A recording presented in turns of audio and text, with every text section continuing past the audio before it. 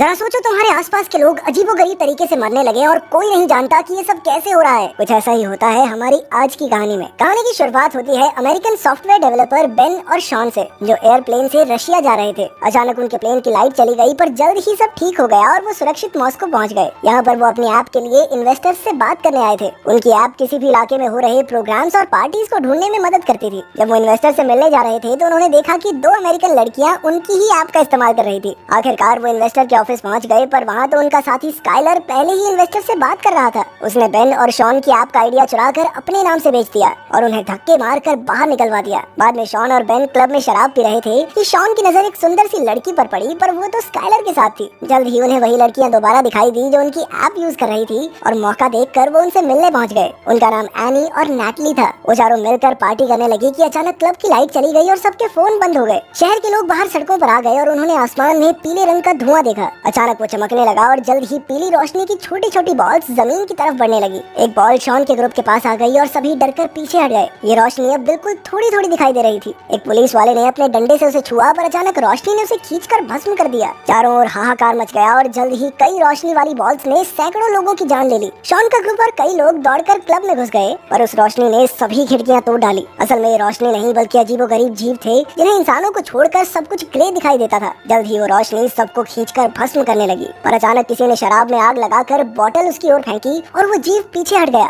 जल्द ही स्काइलर भी क्लब में घुस गया और फिर शॉन का ग्रुप छिपते हुए स्टोर रूम में पहुंचा। बाहर वो रोशनी बेरहमी से लोगों की जानें ले रही थी। अचानक कोई दरवाजा पीटने लगा तो नैटली ने देखा कि ये स्काइलर था। उसने स्काइलर को अंदर आने दिया और सभी कई घंटों तक अंदर ही छुपे रहे। यहाँ काफी खाना मौजूद था, जिस वजह से उन्हें कोई दिक्कत नहीं आई, मगर जल्द ही चिंता के मारे उनके बीच बहस छिड़ जाती थी। अब उन्हें यहाँ छिपे हुए 5 दिन हो गए और अब खाना खत्म होने ही वाला था। पिछले 27 घंटों से बाहर से कोई आवाज नहीं आई थी, इसीलिए उन सब ने बाहर निकलकर यूएस एम्बेसी तक पहुंचने का फैसला किया। बाहर उन्होंने देखा कि हर तरफ सन्नाटा था और हर जगह गाड़ियां खड़ी थी। वो यूं ही सड़कों पर आगे बढ़ने लगे, पर तभी अचानक उन्हें एक आवाज सुनाई दी। ये एक रशियन दादी थी, पर उसकी भाषा पांचों में से किसी को नहीं आती थी। आखिरकार चलते चलते वो एक पुल तक पहुंचे, जिसके उस पार यूएस एम्बेसी थी, लेकिन वो पुल बीच में से टूट गया था। अब वो चलते फिरते नदी को पार करने का रास्ता ढूंढने लगे। अचानक उन्हें रेड स्क्वायर पर एक पुलिस की गाड़ी दिखाई दी तो स्काइलर और दोनों लड़कियां पास ही में छुप गए, लेकिन बेन और शॉन दौड़ते हुए गाड़ी तक पहुंचे। उन्हें ट्रंक में से एक नक्शा और एक बंदूक मिली। तभी उन्होंने देखा कि एक कुत्ता किसी अदृश्य चीज पर भौंक रहा था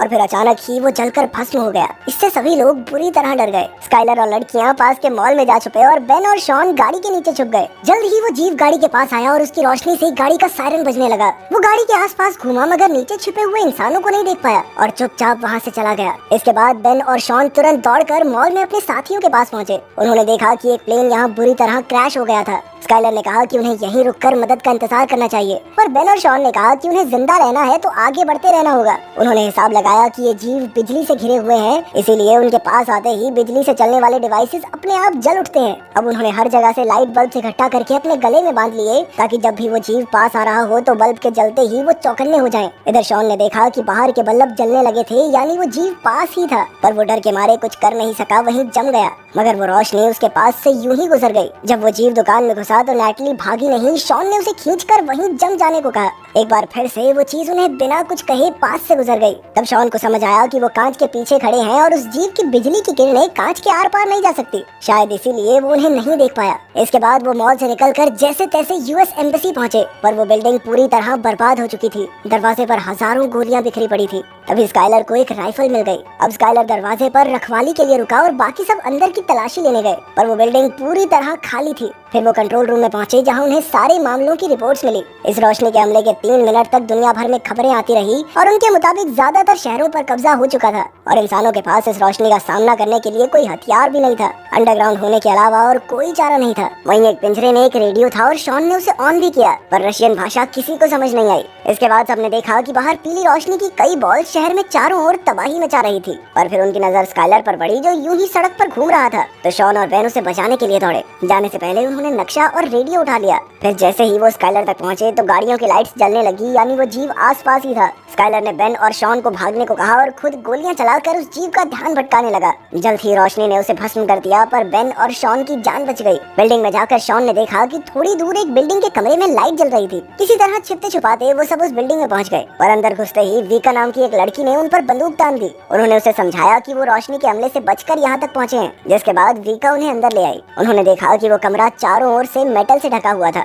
वहाँ का मालिक सर्गे था, जिसने बताया कि उसने ये कमरा इस तरह से डिजाइन किया था कि यहाँ पर बिजली टिक नहीं पाएगी। इस तरह वो इन खतरनाक जीवों से बचे रह सकते हैं। वीका को रशियन समझ आती थी, इसीलिए शॉन ने उसे एक रेडियो मैसेज सुनाया। वीका ने उन्हें समझाया कि मॉस्को नदी के अंदर एक सबमरीन है और जितने भी लोग कल सुबह तक वहाँ पहुँच जाएंगे उन्हें बचाकर एक सुरक्षित जगह पर पहुँचा दिया जाएगा। फिर सर्गे ने बताया कि सबमरीन को भी इसी कमरे की तरह तैयार किया गया है, जिससे वो रोशनी दूर रहे। अब उन सब ने मिलकर सबमरीन तक पहुँचने का फैसला किया। सबसे पहले वीका, नैटली, एनी बिल्डिंग में से जरूरत का सामान ढूंढने निकले। उधर सर्गे ने बेन और शॉन को अपनी बनाई माइक्रोवेव बंदूक दिखाई, जो उन जीवों के चारों ओर से बिजली की परत हटाने की ताकत रखती थी। जल्द ही उस जीव की नजर लड़कियों पर पड़ गई और वो बिल्डिंग में घुस आया। तीनों लड़कियां तुरंत कमरे की ओर भागी और ऐन वक्त पर अंदर घुस भी गई, पर जल्दबाजी में दरवाजा ढंग से बंद नहीं हुआ। अचानक वो जीव अंदर घुस गया और लड़कियां एक कांच के टेबल के पीछे छुप गई। तभी सर्गे ने अपनी माइक्रोवेव बंदूक से हमला करके उस रोशनी को फ्रीज कर दिया और बिजली के पीछे छिपा हुआ उसका चेहरा सबको दिखाई देने लगा। अब सबको समझ आ गया था कि अजीबोगरीब सी रोशनी असल में खूंखार एलियंस थे, जो धरती पर इंसानों का नामो निशान मिटाने आए थे। बदकिस्मती से इसका असर कुछ ही पलों के लिए रहा और एलियन ने एक बार फिर से गायब होकर सर्गे को भस्म कर दिया। वहीं शॉन और बेन एक खुफिया रास्ते से भाग निकले। नैटली ने धमाके के लिए डीजल का टैंक तोड़ डाला और बेन और शॉन के पास पहुंची,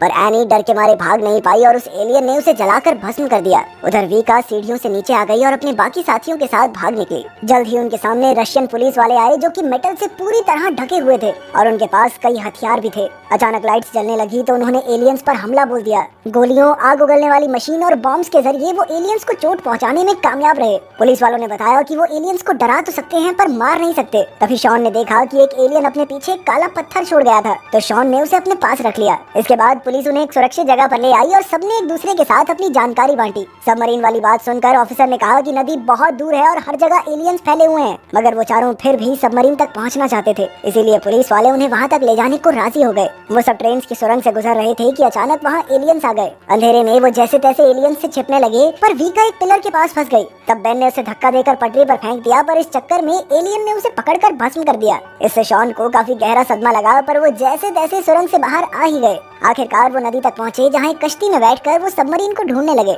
अब उन सब ने अपने मरे हुए साथियों का शोक मनाया। अचानक एक पत्थर की वजह से उनकी कश्ती वहीं रुक गई और सबने बाहर आकर देखा कि तेज रोशनी का बवंडर धरती से मेटल्स और कई कीमती चीजें खींच रहा था। तब उन्हें एहसास हुआ कि एलियंस धरती से मिनरल्स चुराने आए हैं। तभी उनकी नजर सबमरीन पर पड़ी, पर अचानक उनके सामने वाली बिल्डिंग तहस नहस होकर उनके ऊपर गिरने लगी। इससे वो सभी पानी में गिर गए, पर अंत में शॉन, वीका और एक ऑफिसर तैरकर सबमरीन तक पहुंच गए। शॉन ने देखा कि नैटली अब भी गायब थी। उसने जैसे तैसे सबमरीन के कैप्टन को नैटली के लिए थोड़ा इंतजार करने के लिए मना लिया और खुद पुलिस वालों के साथ नैटली को ढूंढने निकल पड़ा। चलते चलते उन्होंने अपने फोन पटरियों के पास फेंक दिए ताकि एलियंस के आने पर उन्हें पता चल जाए। कुछ ही पलों में फोन बजने लगे, पर ऐन वक्त पर शॉन नीचे गिर पड़ा, मगर उसने माइक्रोवेव बंदूक से एलियन को हवा में ही फ्रीज कर दिया। तभी पुलिस वालों ने उस पर सीधा धमाका करके उसे मार डाला। आखिरकार ये साबित हो गया कि एलियंस बिजली को अपनी ढाल बनाकर रखते थे और उस माइक्रोवेव बंदूक से बिजली खत्म करके एलियंस का खात्मा करना मुमकिन था। तभी नैटली को उनकी आवाज सुनाई दी। वो एक बस में छिपी हुई थी और अब शॉन उसे बचाने गया और पुलिस वालों ने जमीन पर पानी फेंक दिया ताकि माइक्रोवेव बंदूक का असर बढ़ सके।